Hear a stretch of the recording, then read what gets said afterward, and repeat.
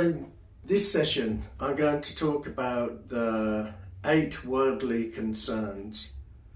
So we all get ourselves wrapped up in the concerns of the world.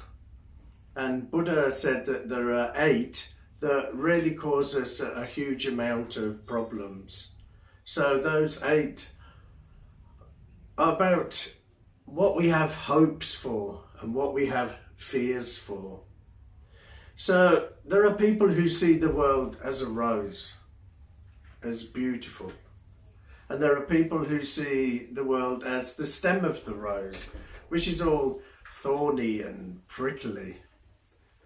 But realistically, we should see that sometimes the world is a rose and sometimes it's the stem, the thorny, prickly part. So the person who holds on to the rose is the optimist. The person who hangs on to the stem is a pessimist.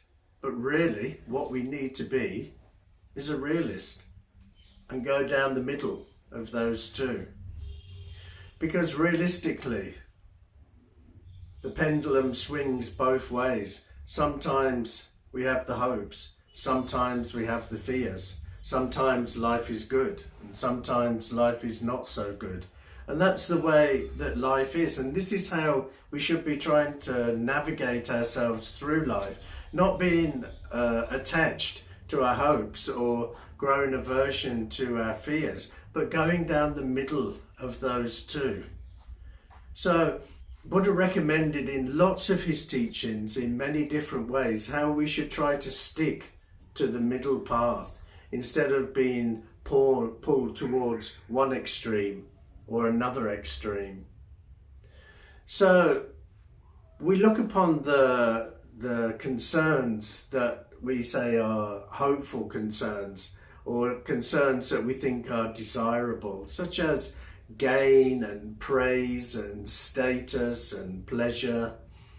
And we have the ones that we push away, the ones that our fears of loss and blame and insignificance and pain. These are the ones that we think of as undesirable.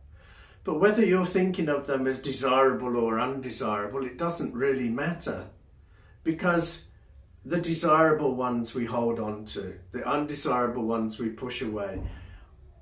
Either, both sides of those are going to cause us suffering. So really, we shouldn't be holding on to the good or the bad, the desirable or the undesirable. So if we look at gain and loss, we go through life gaining some things, then we lose some things. This is all part and parcel of life. But when we gain something, we hold on to it, we get attached to it. I want to keep it. It's mine. We say things like that, it's mine. As though all of a sudden it's become part of you. So when we think like that, when we hold on to things we gain, then of course that attachment is going to cause us suffering, because we will eventually lose it. It will break, it will change, or our minds will change and we want a new updated version of it, or somebody steals it, or it goes out of our life. So we start off with gain and then we end up with loss. So we're trying our hardest to hold on tight to the things we're gaining, and we're trying desperately to push away loss because we fear loss. But really, by doing both of those things, you're causing yourself suffering. If you just go down the middle path. So if you gain something, great, then know that you've gained this thing and it'll be here for a short period of time. So while it's here, I'll enjoy it, I'll use it for what it's worth, but I know it won't last. So already I've not got attached to the thing, but I'm using it. It could be like a brand new car. So I need a car to get to work. So then I know that I've got this car for this period of time that's going to help me get to work and travel around and do my chores and everything. So that's what the car is for. So I enjoy it while it's here, but I know that it's not going to be here forever. It'll break down. I'll need a new version. Somebody will crash into it. When you see life like that, not holding on to gain, not trying to push away loss, if you go down the middle, knowing that it's not going to last, so I'm going to use it and enjoy it for as much as I can, but I know that one day it will no longer be here, then you don't cause yourself any type of suffering. So these are the first two parts of the 8 worldly concerns. The other two are even more difficult for us to navigate around because they're praise and blame. We all desperately want praise, and we really hate it when somebody blames us or scolds us for something. You know, even if we have done something wrong, we don't like to be blamed or scolded for it. But we love praise. But we have to look at both of those things. They're just somebody's perspective. And, you know, if somebody praises you and somebody blames you, why are we holding on to the praise and thinking that that person, their perspective, is more important than this person's perspective who blamed me or scolded me? They're just perspectives. They're just somebody's idea.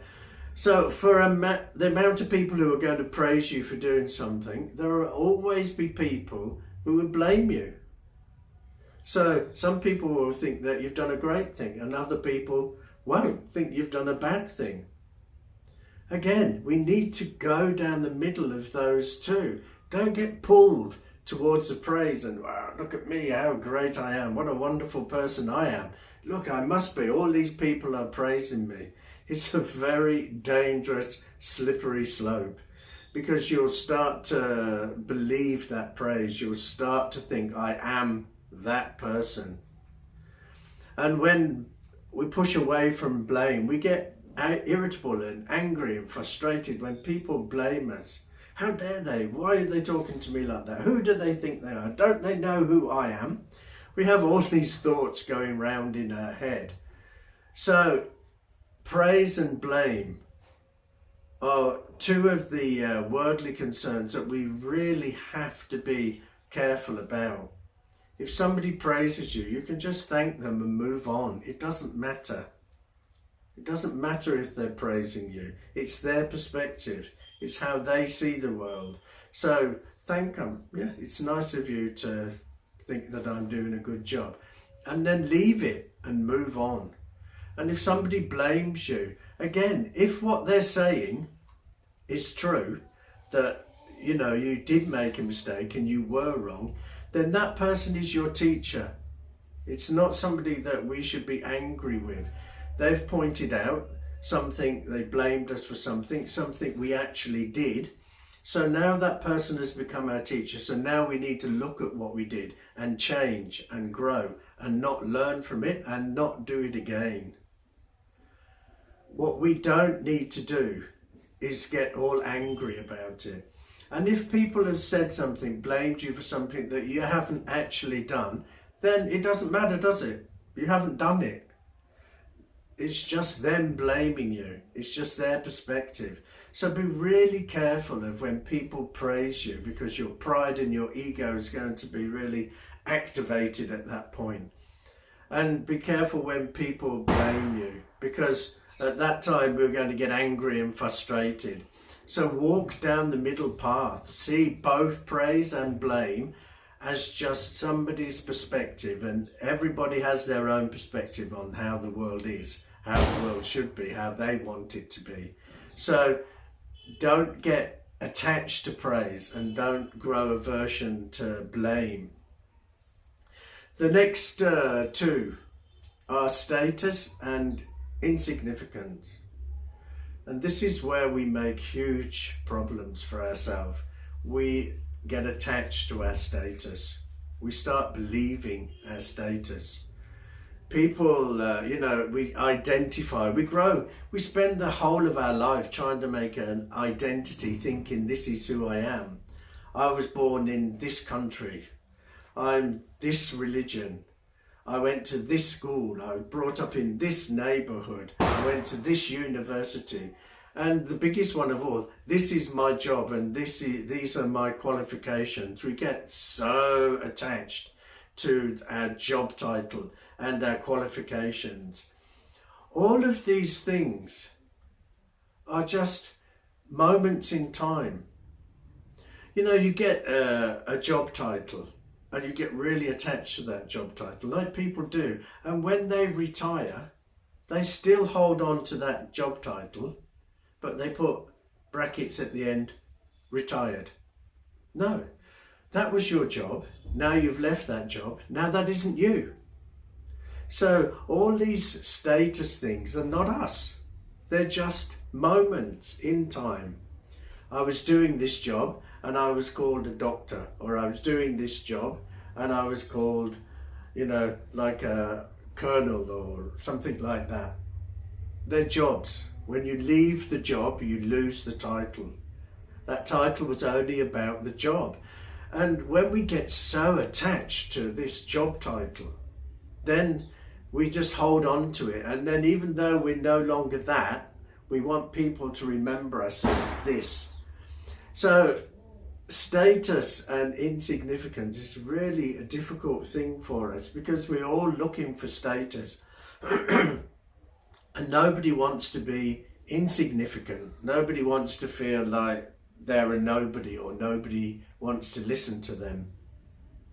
But if you have a look at it, that all the people that are famous, have a really big status and are famous, there are millions and millions of other people who are unknown, but it doesn't make them a bad person. You know, there could be people like Bill Gates, who everybody's heard of, and he has lots and lots of money, and he throws that money into charities and he helps people. Great. But there are other people who are completely unknown that do exactly the same. Maybe they don't have the same amount of money, but they spend their life helping people.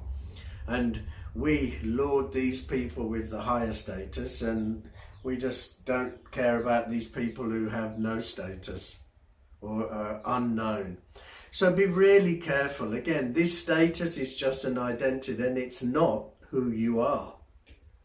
You did go to that school, okay, but it doesn't make you who that. It doesn't make you, you know, that school doesn't make you who you are.